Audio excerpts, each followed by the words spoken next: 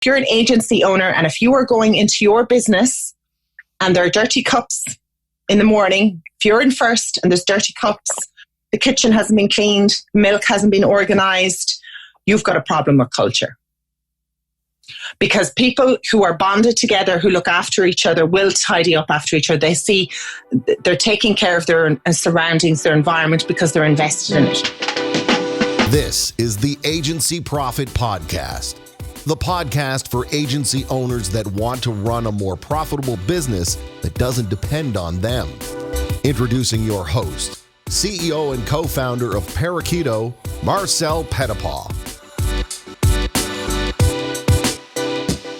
Hello, everyone, and welcome back to the Agency Profit Podcast. I am very excited to introduce you to our guest today. She is a friend that I met in New York just a few months ago at the Digital Agency Expo. After her keynote presentation, we had a drink. She invited me onto her podcast, and now she's here today to share all of her intelligent insights with you.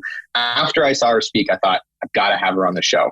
Her name is Clodagh Higgins. She is a digital agency director, a consultant, and a coach with the Growit Group based in Ireland. And she works globally with all kinds of agency owners and different agencies all across the world. She's an ex-HubSpotter, and she's worked with over 500 agencies around the world, helping them in areas of sales, marketing, services, scaling, profitability, just about everything that you need to do in order to be successful as an agency owner. She's helped people with that.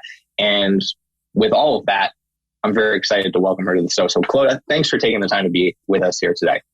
Like Marcel, I'm so delighted that I'm here. And I can't believe it was a few months ago. It only feels like a few days ago. But yeah, it was September and we're here now in November. Well, time flies when you're having fun, right? When we're having fun and helping one agency at a time. It's an absolute pleasure to be here. Well, I just can't wait to dig into this because I remember watching your keynote at Digital Agency Expo and thinking, man, there's so much gold in here that I just want to encapsulate into a podcast episode so that it can be listened to over and over and over again. And so, let's get into it. Before we dive into the details, I'd love to give you just a moment to explain, probably a little better than I can, what you do, who you serve, and what you're up to today. Yeah, so I'm really passionate about helping agency owners have the business of their dreams.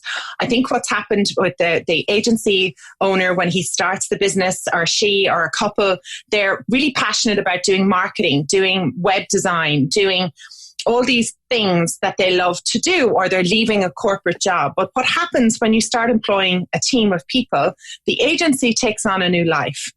And the employees that you hire need very different things from the entrepreneur that opens the business. And I think that's the biggest challenge that I've helped agencies overcome is just go, you have employees, they need certain things, you are an entrepreneur and you need certain things, and how I can help them work together to both get the goals that they want. That's been the thing that I love to do most, that I do it all day, every day. And I think it's very topical because from my experience speaking to a lot of agency owners, this is one of their top challenges at all times is people, right? People aren't predictable. Yeah. I remember actually last week in San Francisco, Rob Har said something I found very funny. He said, the best thing about our businesses is that they're made up of people. And the worst thing about our businesses is that they're made up of people. And I think that rings true. So we're going to dig into that a little bit more today. But before we do that, I'm curious. What made you want to get into doing this as a consultant and coach? How did you get here? Yeah, so I used to own my own agency. So I started doing digital marketing just one-on-one for companies. I used to live in Sydney, Australia. But I was starting to get to the stage where I felt like I wanted to come home. I could see that all the big tech companies were coming to Dublin. Facebook, Twitter, LinkedIn, HubSpot. And I made a choice to move back home to start again. And I opened my agency to be home with my family. And then after a few weeks, I actually got hired by HubSpot. And I was employee number 45 in the Dublin office. It's now got about 700 people in there. Wow. And they hired me to try this new role, which was called a channel consultant. And when an agency would buy HubSpot software, they would come to me and I would help them implement the software, get a result for their marketing, and help them with their clients' results as well. So it was around supporting them with the software. But what was happening was after about 6 months of building this relationship, they started to ask me questions about profitability, hiring, culture. And I went on a quest to find the best agencies in the HubSpot ecosystem. I thought was the best thing, just starting there. Who was doing a great job? What were they doing? And I started to learn about the best practices and then would share that information with my agencies. I was actually put on a special team, like a partner program that was doing that full time. So I was actually doing it inside in HubSpot until the Avidly agency, which is an amalgamation of inbound agencies in Europe, they came into HubSpot and actually met me through the work that I had done. And I said, will you come and help us build this team? We're merging an agency and will you do consulting and help agencies? We'd like you to do it outside. And I'd been 4.5 years with HubSpot at that time. So the timing was right. It was just, when the stars align. Well, there you have it. And so you have got a huge sample size of agencies that you've worked with, obviously, through that time at HubSpot and now as a solo consultant. So this question is going to be very well informed. What, in your mind, is one of the top challenges or some of the top challenges that you see agencies struggling with across the board? Yeah, so definitely the number one thing is to just fix that relationship of giving the employees what they need. It's the mindset of an entrepreneur is very different from the mindset of an employee.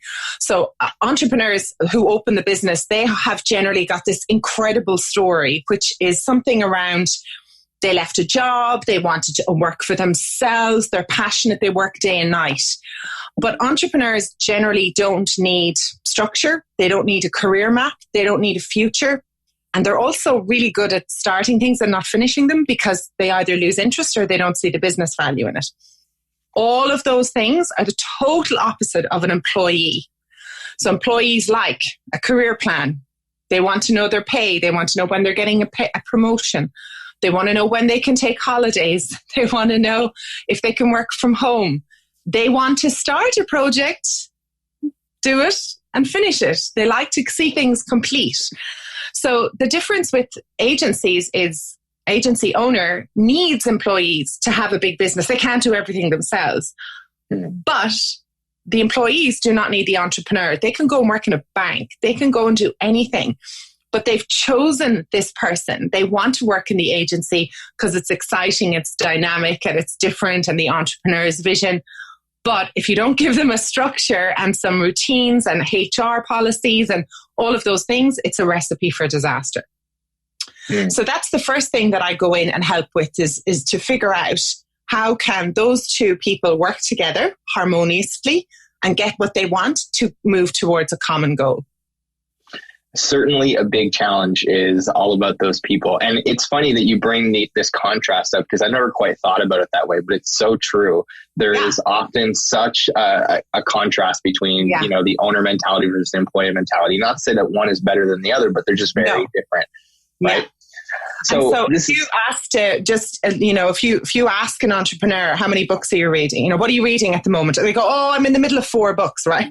Right? They go, I'm in the middle of 4. You ask an employee, they go, I'm reading this book to the end, even if they don't like it. But we entrepreneurs, we'll start it. We're like, don't like this, or we get distracted, or we pick up something else. And so if you're an agency owner today, right, and if you are walking into your own business and you're going, I've got this great new idea, and you are getting sort of a bit of eye rolls and a bit of fatigue, like new idea fatigue is a proof that you have started too many things and you haven't finished them. So that's something to keep an eye out on. And then you have to sit down and go, okay, what do we need to finish? What are we letting go? Why are we letting go? Because if you're not completing things because of the business case, you have to tell your employees why you're doing it. You have to say, this financially will not work out, so we're stopping it now. But you have to tie it up in a bow for them. This is interesting. I listened to a great podcast where Stuart Butterfield from Slack was talking about how he had this horrible habit internally of throwing wrenches at his team, and it became an internal joke, like, here comes one of his wild ideas again. And it's how he derailed the first company that eventually turned into Slack, but it can be a big problem. It absolutely can. So if your team isn't getting all fired up over your new ideas, look back and see which ones you didn't finish. So one of the things that you know a lot about, and you gave some great insights in New York on, is around how to build a great culture at a company. And then all the things that kind of get stacked up on top of that in order to build great relationships and a great environment with your team. So what are some of those kind of fundamental elements that every agency owner should make sure they've got a hold of that kind of sets the foundation for having a great culture inside of their team? Yeah. So the culture starts with the agency owner themselves. So the first thing to do, and a great book to read, which I just recommend over and over again. And then I saw it was here on the top of my pile of books. It's Traction by Gino Wickman. And it helps you organize the core values of yourself is the first thing that you've got to start with. So taking yourself as an agency owner to go off and go, what are your core values? What are the values that you want in your business? And then sitting down with your team to talk about, do they all agree? And if those values are in place, how would they be demonstrated as a result of both internally for the team and for your clients? So an example of that would be, the agency owner might, I want to build an agency of experts with the best team there. So that would be expertise, could be a value. So how that would be demonstrated internally would be, we have a culture of learning. So everyone learns and everyone's upskilling. How the client would see that is going, I'm working with a team of experts because they're always learning new things. So you've got to start with your own values as an agency owner and get the team together to get their values and how they would be demonstrated. Next thing you do then is to organize a really small, just an agency culture committee and give them a bit of a budget. And you just start very simple with all the birthdays. When are the birthdays on? Who's ordering cake that week to make sure there's a cake on the table for the birthday that's happening? If there's loads of birthdays, group them all into one in a particular week. You just start with simple things like that.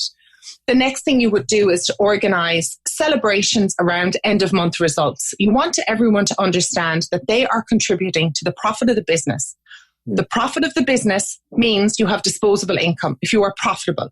So if everyone understands, if they sell something, because everyone should be selling, if they upsell a client, if they do their work in a profitable way, if they're not taking too long to do things, if they're getting results for the clients, if at the end of the month you have hit your target and you have a profitable base, you can celebrate that.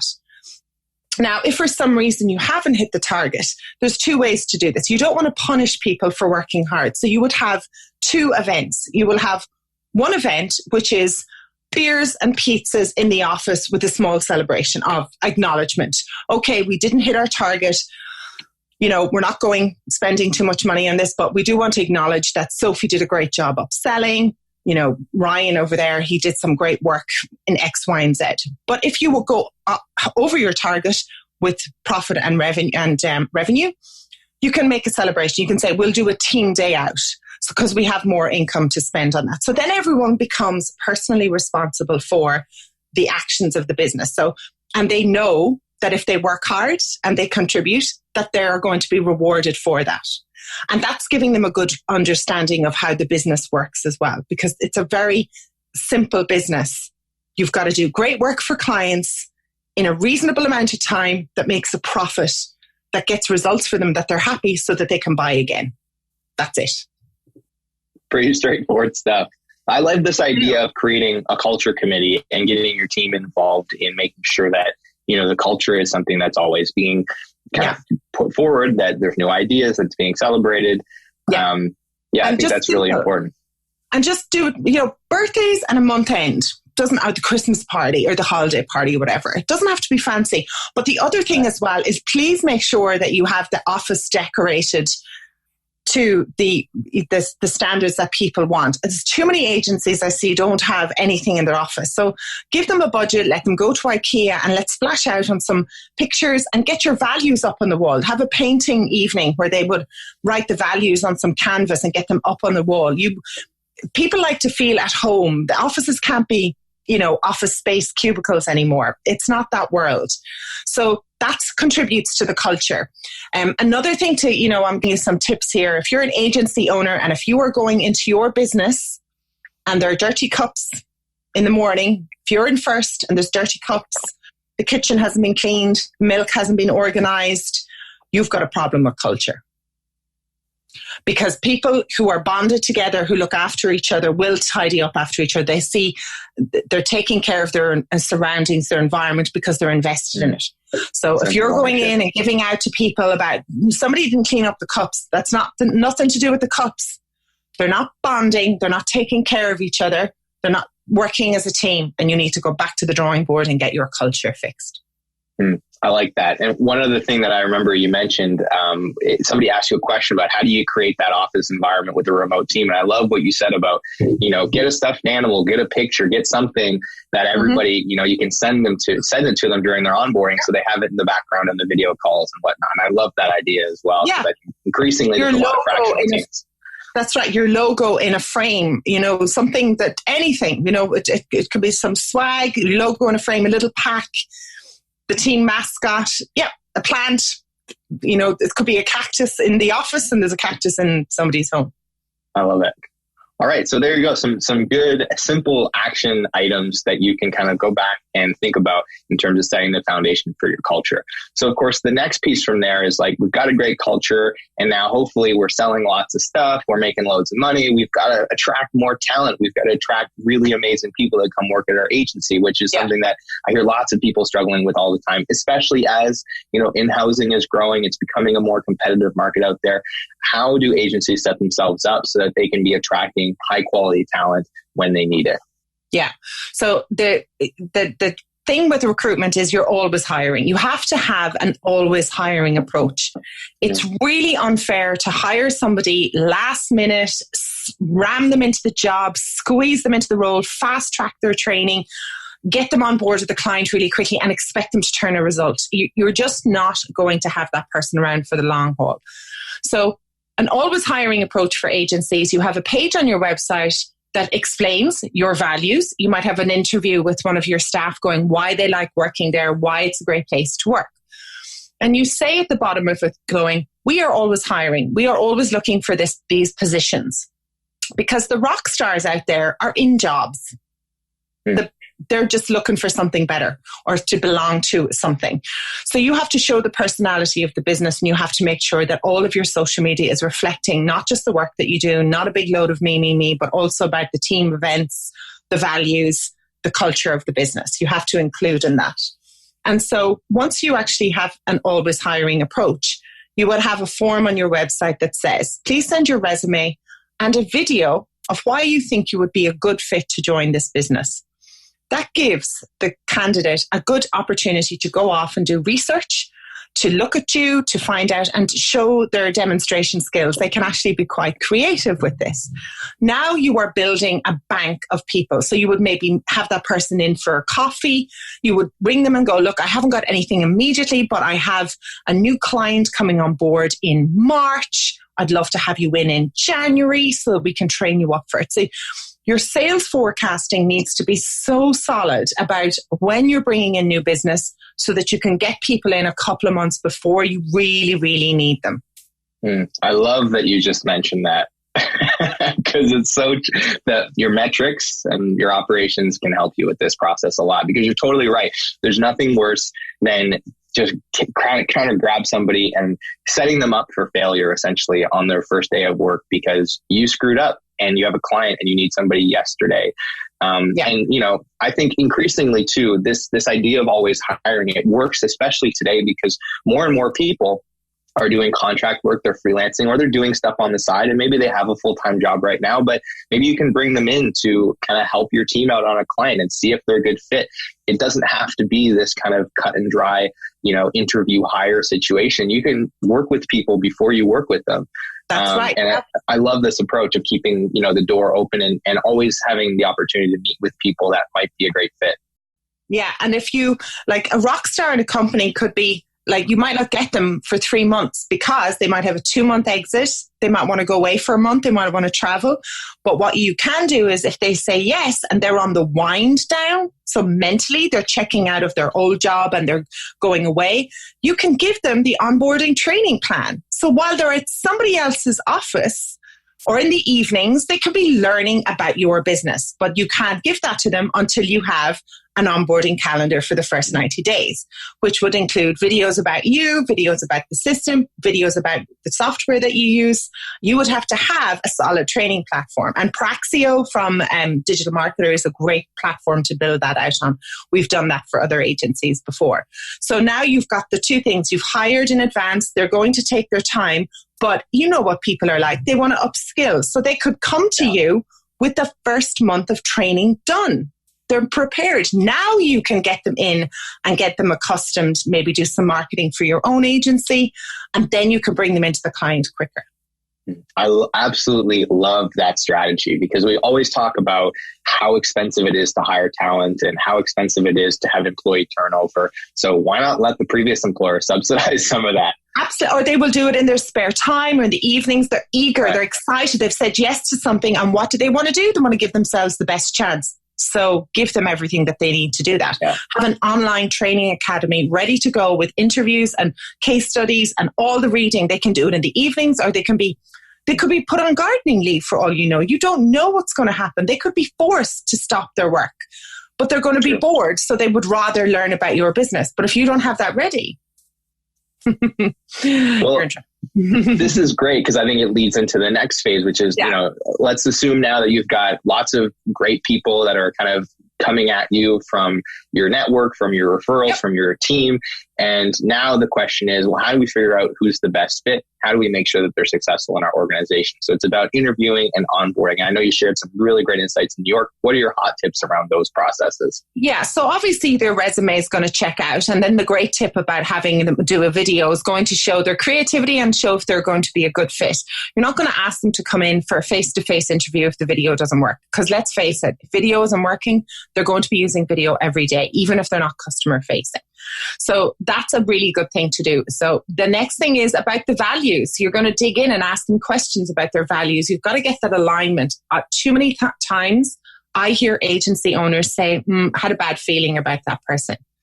That bad feeling is a gut feeling, which is a misalignment of values always. So once they're aligned on the values, the next thing to do, I have two really good interview techniques, questions that I make when I'm working with agencies. I kind of make it part of their process, which is, are they working, are they doing extracurricular activity, which would be team sports? Are they part of a team?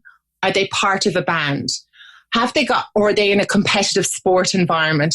What are they doing that's helping them to understand being part of a team, working as a collective, dedicating themselves to something is a really good demonstration that they're going to be a good fit in your business. Because obviously you can't ask things like, are you an only child or anything? So you're going to ask about their extracurricular activity. Yeah. And the other thing that I would make them ask the question is, what are their inputs? What are they reading, listening to, watching? What do they absorb? Who are they following? Are they listening to Tony Robbins? Are they following all the online marketing influencers? And then ask them, and what kind of things have you learned from them? But if you have somebody who's sitting there going, oh, my free time, Netflix, I just binge watch series. And you go, that it? Yeah, that's it. You've got a problem.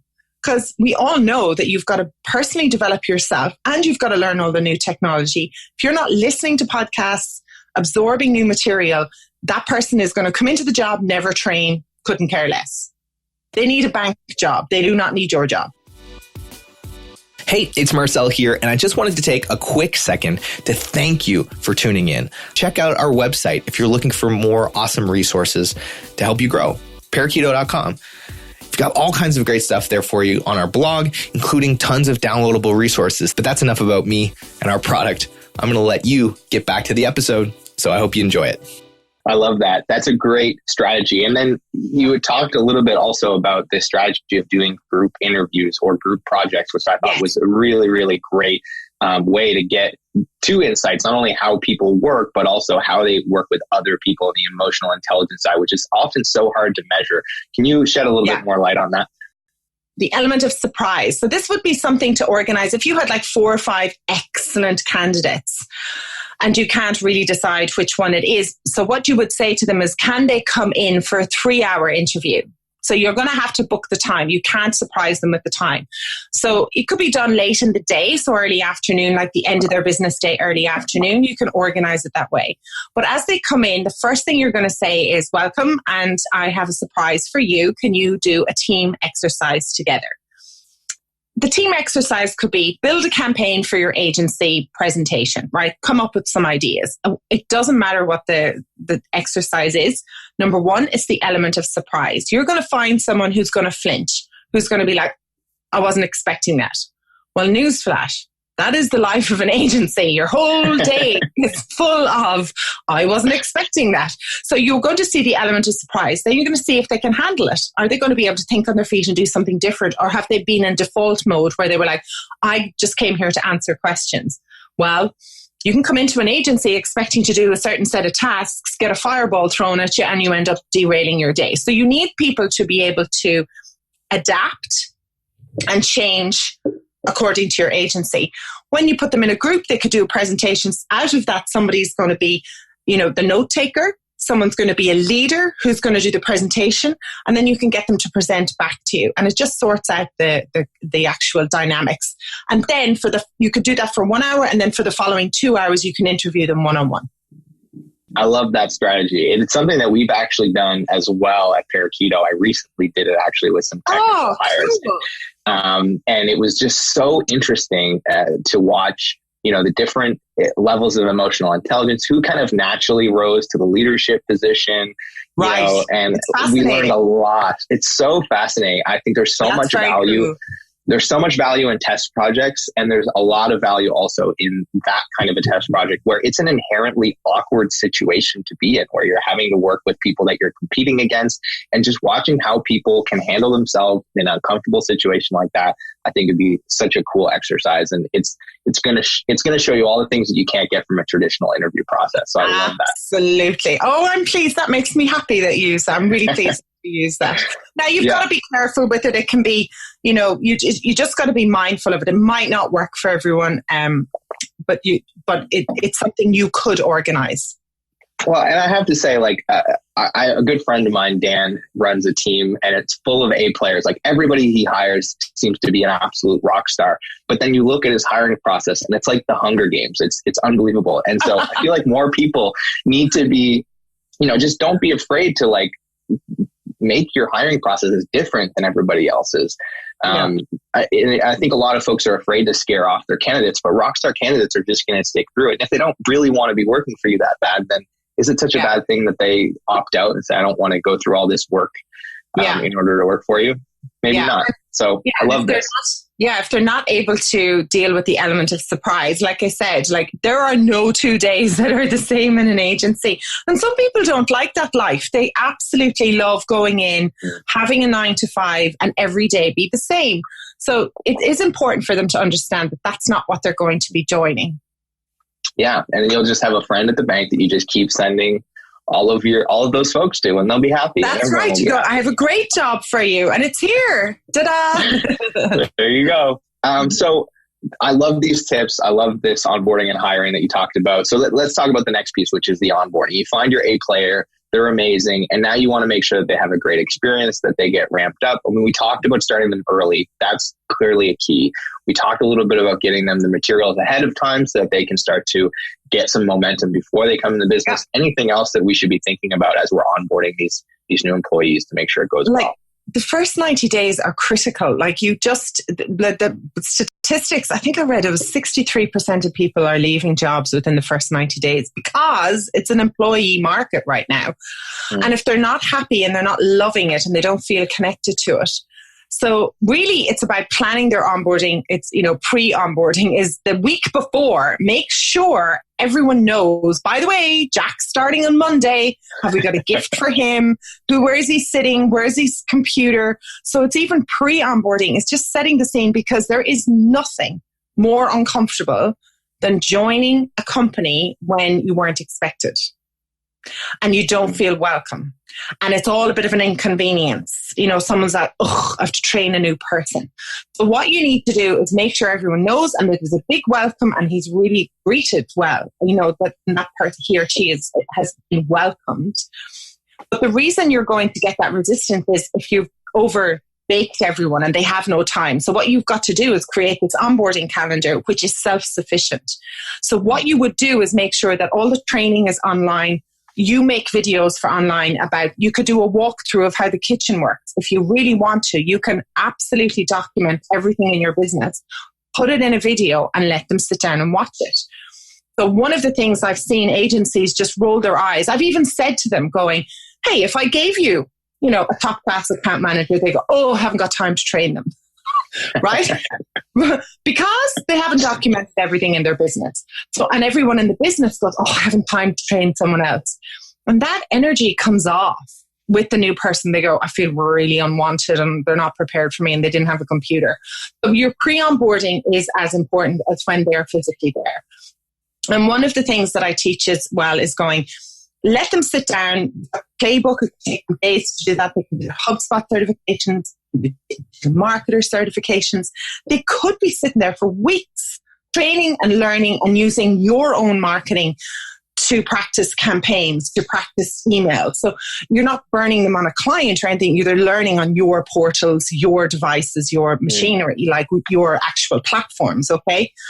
But the thing you do is you make sure that they have a document that they keep questions on. So if they're getting stuck in the middle of the day, they will have a buddy that they can talk to. So just buddy them up with someone, generally their team leader, if that's available.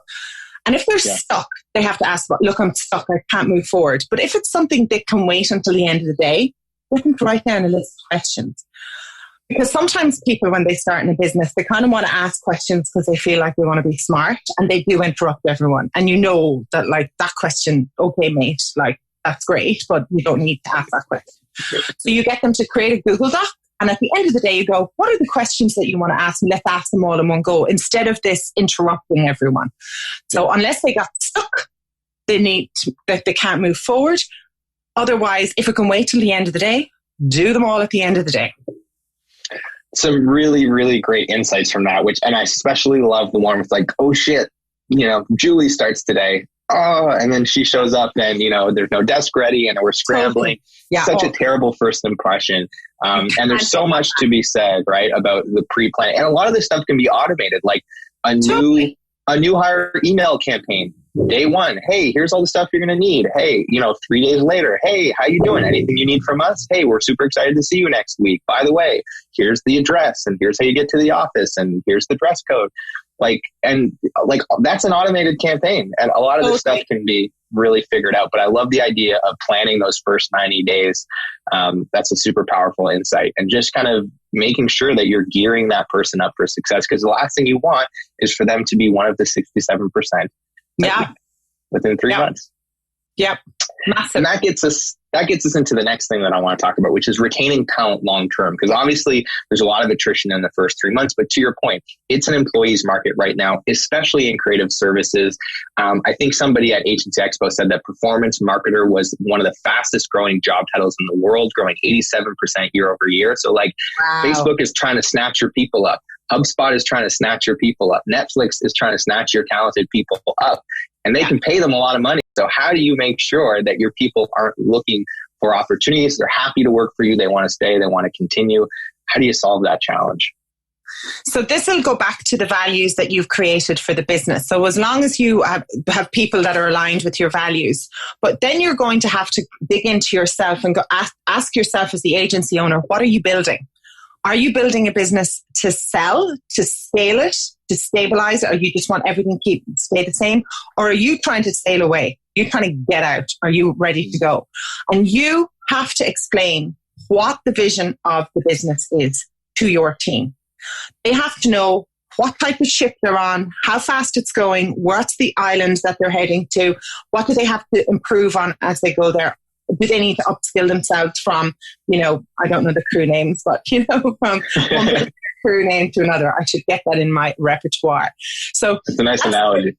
Yeah, I use a lot of shipping ones for some reason, but I don't know the crew names. But that's what you're essentially doing. Most agencies are they're on one type of ship and they're building another one, and they need a certain number of crew as they're sailing towards their destination. It's full on, right?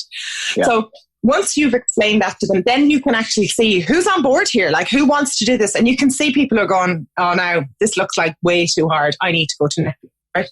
And that's fine, but you have to get those people on board. Once they go, oh, this is a great journey I'm on, then you have to meet with them one-on-one and find out, apart from the money, because most people aren't in an agency for money, most of them. They are in because they have a feeling about the business and they're excited about the opportunity. Once you know their professional goals, you've got to dig into their personal goals. And people are at different stages in their life according to their ages, because, early 20s, they're like, the chick's probably going, I want a new pair of Louboutins. I'm saving for a Hermes bag. I'm saving for a travel holiday with my girlfriend. So they're saving for things that are kind of like instant, they're doing that. As you get older, like yourself, you're like saving for mortgage, deposits, things like that. So you sit with them and you go, what are their professional goals? And you work out a career plan. Are they going to be a manager of people or an expert individual contributor? They are really the only two roles in an agency. Sometimes agency roles come up like office manager, events manager, not that often. So they'll go, they might not know. Well, then let's explore. Or they know and they're going, I want to manage people. Well, then let's put a path in place for the next 3 to 5 years. Now, they might not stay that long, but at least they have a plan. They get a title change every 6 months if they do these particular things that you've asked them to do. If they study and they hit their numbers. They get a career title change, and then every year there will be a bonus. So once you dig into their personal, you set those, or their professional, you set those, their personal goals. Everyone should have a number. So there'll be a revenue number that you're trying to hit for the business, profitability number. So account managers, if they're profitable, if they do good work that gets results for the clients, there's a happiness score for the clients. Within a particular amount of time, their utilization rate is above 75%. There is going to be more profit in your business to share with everyone in your team. You can then say, I will give you $1,000 towards your Louboutins if these numbers are hit. And those numbers are the ones that you have for your business. Or you can say, I will give you an extra $1,000 per quarter to go towards your mortgage deposit. Yeah. So that's how you get that. First of all, they've got to want to be part. They've got to know what they're doing. Because if you're going around the business secretly trying to sell it, not telling your staff, your energy's off. They know. They're like, something's up here. Because they can tell you're not invested. But if you sit with them and you go, this is what I'm trying to build here. I want to build a business to sell. At least they know what they're in for. And then they can help you do that and go, oh, right, okay.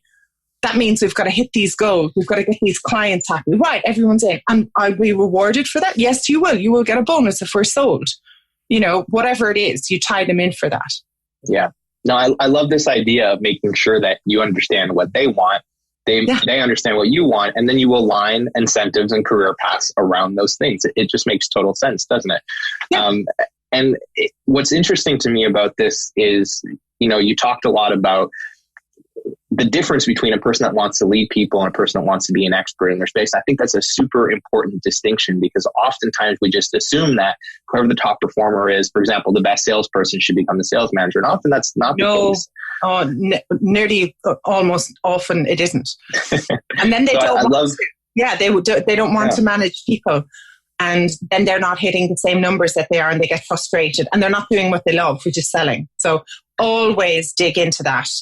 Managing people is a certain type of DNA. It's a really specific role that you've got to love, and it's not necessarily the top performer.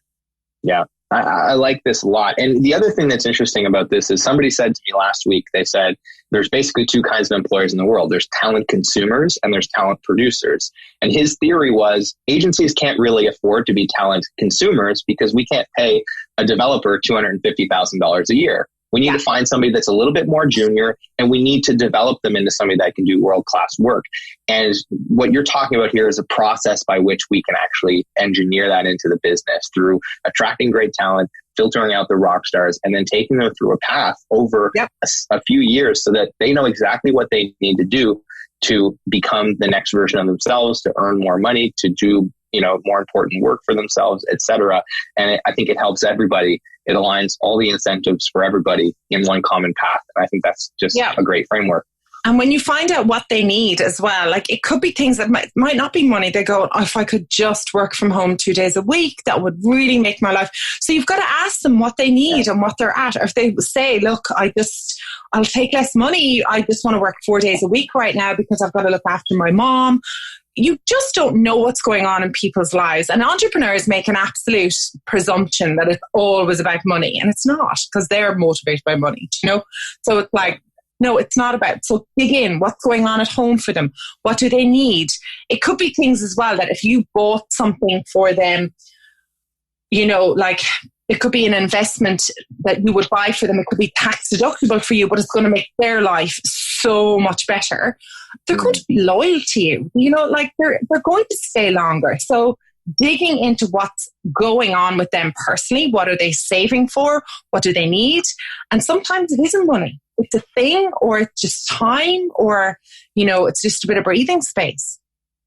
It's absolutely true. And, you know, it's funny, the older I get, the more my priorities change. And the more I realize that things like being close to family and, you know, being in a place where I can afford to buy my first home, like these are things that are very important to me. Yeah. And I already, you know, I have on many occasions turned down offers to go and do work in different places because I was going to have to give up those things that are actually just more valuable to me than making a few extra dollars. So that's a really, really great point.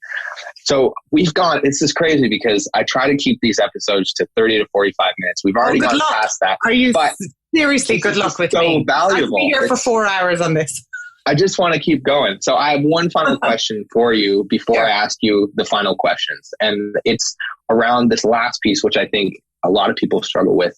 You know, they start to build their team, especially as an agency owner, you start to hit that level. Maybe the first time it's around 8 to 10 people, and then it happens again around 15, 17, 20-ish, where you're having to give up control and empower a leader to take on things that you were doing before. And you're having to put somebody in between you and direct control of whatever that thing is. How do you, as an agency owner, get better at giving up control and empowering leaders and building that trust inside your team? Yeah, I've written about this in my book. So you've got to actually choose the role that you're going to do. And I think agency owners kind of forget that they've built a machine. They get very emotional about it and they're going, I should be doing these things. And it's like, no, if you have a role in the business, like roles and responsibilities and a number attached to that, that could be speaking at conferences and bringing leads to your business once a month. Like you can set up a team of people if you read Traction and you implement an accountability chart through the entrepreneurial operating system. You will determine how the structure of the business, and it goes through all the roles, all the jobs that need to be done, all the tasks, all the numbers that need to be hit, and you group them into roles.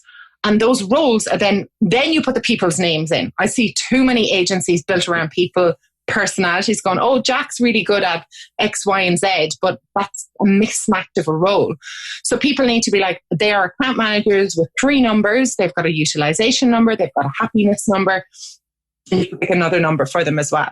So everyone has to have that. And then you as the agency owner go, oh, I'd like to do that. You know, in the beginning, we're doing everything. We know that. But over a period of time, you have to decide what you want to do. And if you only want to work 1 day a week there and you're doing an absolutely amazing job that 1 day a week, well, fine. You can still be paid for a full week. It's your business. You decide how it's going to look. And it's a machine. It's a machine with people in it, and probably might be better if you just came in 1 day and you were in great form and in good mood about it, instead of coming in for 5 days and you're miserable. Yeah. So I write about that. It's accountability chart. If you just look that up on YouTube, you've got to set it right, and you've got to stop putting people in roles because, oh, he's really good at landing pages and doing a bit of business development and speaking.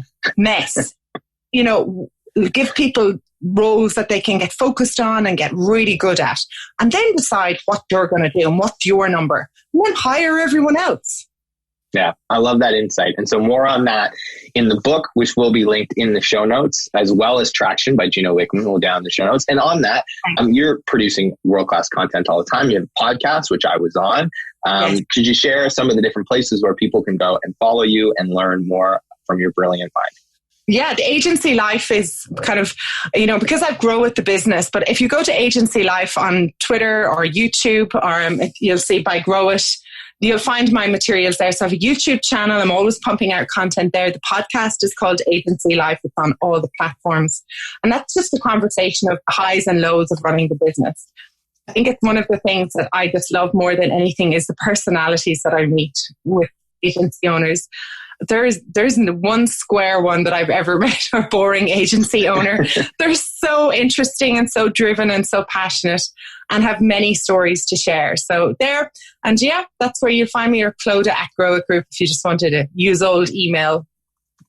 Awesome. So if you're listening and you're thinking, I've got to get more Clodagh in my life, which was not my natural reaction when I first discovered Clodagh, scroll down to the show notes. There'll be links to all the resources that we discussed, including the book, the podcast, the YouTube channel, the website, as well as her email if you want to reach out and get in touch. And with that, Clodagh, I can't thank you enough for coming on the show and sharing so much value. I really appreciate you being here today.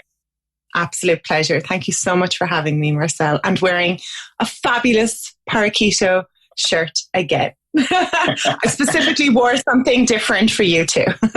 I appreciate it. You look marvelous as usual. That purple hair. If you're not watching this on video, head on over to YouTube. Hopefully by the time you're listening to this, it'll be on there. And wherever you're listening to this, leave us a comment down below. Let us know what you enjoyed from the show, what you got from it. And thank you so much for tuning in. We'll see you on the next episode. Well, that's all for today's episode of the Agency Profit Podcast. If you're looking for more great resources to help you grow your agency, be sure to check out the show notes and head over to parakeeto.com, where we've got all kinds of incredible resources for you, including blog posts, downloadable content, and more podcast episodes just like this one.